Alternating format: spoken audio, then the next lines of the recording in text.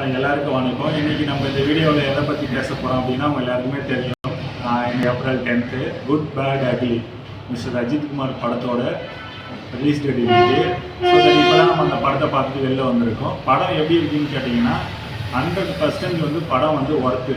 Ajith ஃபேனுக்காக Ajith fan எடுத்த படம் அப்படிதான் நான் சொல்லுவேன். ஸோ தட் அதே போல் என்னென்னா படத்தில் ரெஃபரன்ஸ்னு பார்த்தீங்கன்னா வின்டேஜ் அஜித் இருக்கார் இல்லைங்களா, அவரோட எல்லா ரெஃபரன்ஸுமே படத்தில் வச்சுருக்காரு. அது ரொம்ப ரொம்ப ஒரு கூஸ்பம் மூமெண்ட்டாக இருந்தது.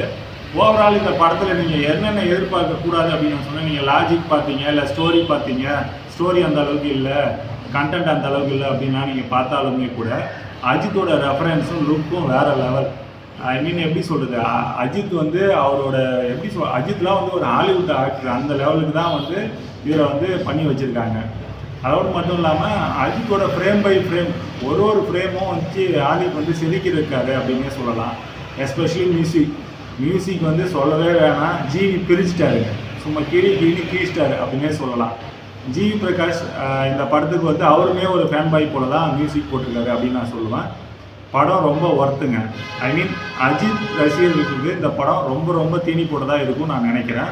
ஒரு அஜித் ஃபேனாக நான் அந்த படத்தை ரொம்ப லைக் பண்ணேன். அதே போல் இதில் ஓல்டு சாங்ஸ் நிறைய ரெஃபரன்ஸ் வச்சுருக்காங்க. பழைய படத்துலேருந்து நிறைய பாட்டு எடுத்து இதில் ரெஃபரன்ஸாக வச்சுருக்காங்க. சகலகலால் வல்லவன் பாட்டு, அதே போல் வந்து தொட்டு தொட்டு பேசும் சுல்தானா பாட்டு. ஏன்னா அந்த சுல்தானா பாட்டுக்கு சிம்ரன் ஆடலை அப்படின்றதான் கொஞ்சம் வருத்தமாக இருக்குது. மற்றபடி ஓகே தான். அதே போல் வந்து ஆளுமாட்டு ஒழுமா, அதுபோல் விண்டேஜ் அஜித் நீங்கள் ஆரம்பத்துலேருந்து பார்த்தீங்கன்னா தீனா, பில்லா, அமர்கலம், ஆரம்பம், இந்த மாதிரி வேதாளம், இந்த மாதிரி எல்லா படத்துலேருந்துமே அவர் ரெஃபரன்ஸ் கொண்டு வந்திருக்காரு. அதே போல் சம் ஆர்டிஃபிஷியலாகவும் ட்ரை பண்ணியிருக்காரு.